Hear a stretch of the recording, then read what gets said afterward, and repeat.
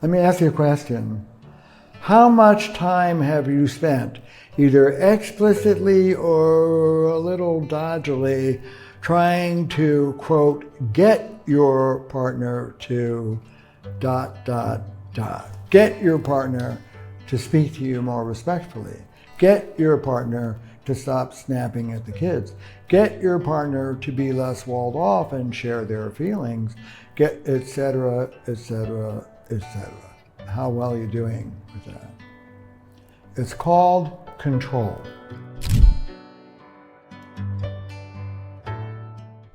For us guys, traditionally, there's a lot of variation, but this is tends to be more male. There's direct, dominating control. Sit down, shut up, and do what I tell you. Do what I tell you or else. I have to have sex 2 or 3 times a week, or I'm going to pout and be so miserable, you're going to decide it's easier to service me than put up with me. That's control. That's direct, dominating control. Could be a woman, tends to be more men. Here's more traditionally women in our culture. Regulating up. It's called codependence. Don't set daddy off. Better be careful when, where, how you say something, because, God forbid, your partner should get mad at you. And your fears, of course, are not completely groundless.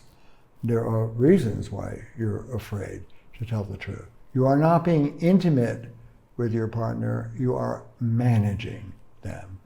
You are regulating their volatility. It's called enabling, it's called codependence. You are trying to control them from the one down. You are managing up. Both forms of control. Naked, one up, do what I tell you, or you'll be punished. More manipulative, one down, honey, let's not get you in a terrible state. Let me twist myself into knots, and maybe the kids as well, because we're all afraid of your volatility or withdrawal or whatever other immature response you're going to give me. Codependence is a form of control. It's regulating up. Codependence is backing off from a perfectly normal transaction, feeling, sharing, for fear of your partner's abnormal reaction. You are trying to control their immaturity. Now, there is a place for diplomacy, for being thoughtful, for using relational skills. That might be a little confusing, but when you use relational skill, you're in a centered, not fear-drenched, anxious place. You're an adult trying to elicit an adult response as best you can from your partner. It's got a completely different energy than what the social environmentalists call fawning, fight, flight, or fawn. Oh, please, Mr. Lion, let me lick your palm so that you don't eat me.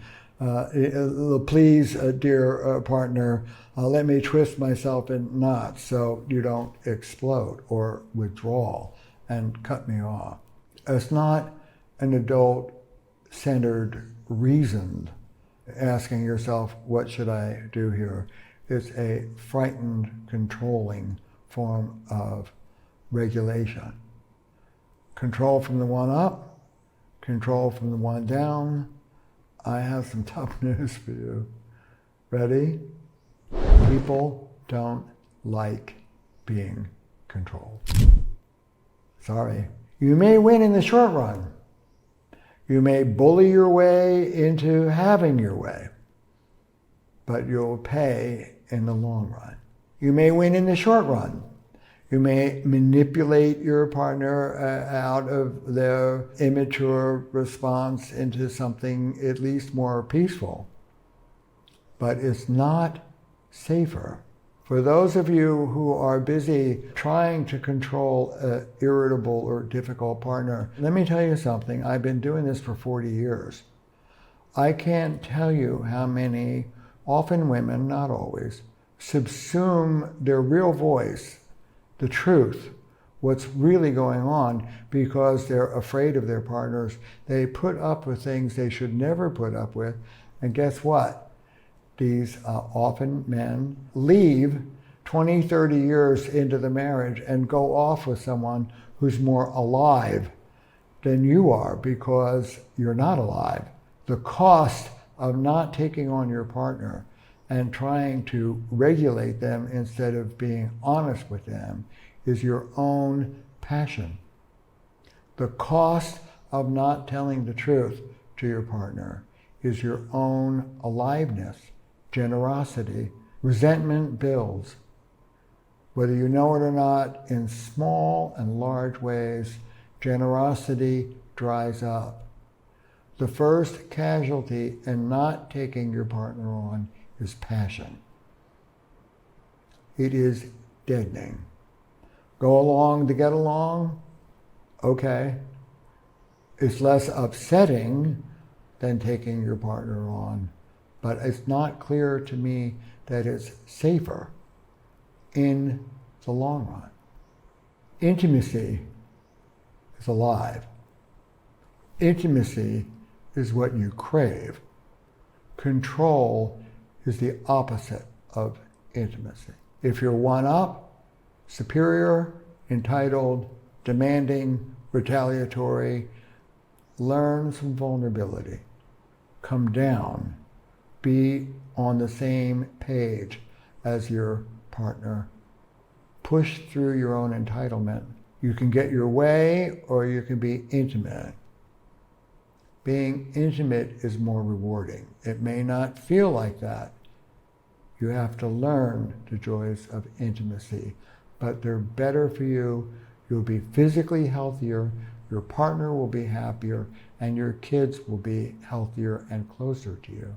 If you're one down, scurrying around trying to avoid whatever disaster you're afraid of, whatever disaster you may have lived through, get some help. Get some spine. Ask yourself, am I really willing to preserve this relationship no matter how I and maybe the children are being treated? Is it really better for me to not challenge this? And if you can't get through, that's fine. Get an ally in couples therapy to support you. And that's not a normal talk, okay, tell me your feelings therapist. It's a couples therapist who will really support you. If you can't get through, get help. But don't give up. Don't settle. You tell yourself that you're accepting, but you're really not very happy. Be honest with yourself. If you're one up, dominating, controlling, come down. If you're one down, frightened, controlling, come up. Meet each other in the middle, face to face, with openness, vulnerability, and honesty. Hard to do. Stay with me. I'll teach you more about how. And if you need help beyond the two of you, for goodness sake, don't be shy. Get it. You don't have to live with what you needn't live with. On either side, come down and open your heart. Come up and find some courage. Meet in true intimacy. It's what you deserve, what your partner deserves, and what your family deserves. You can do it. You have to learn how.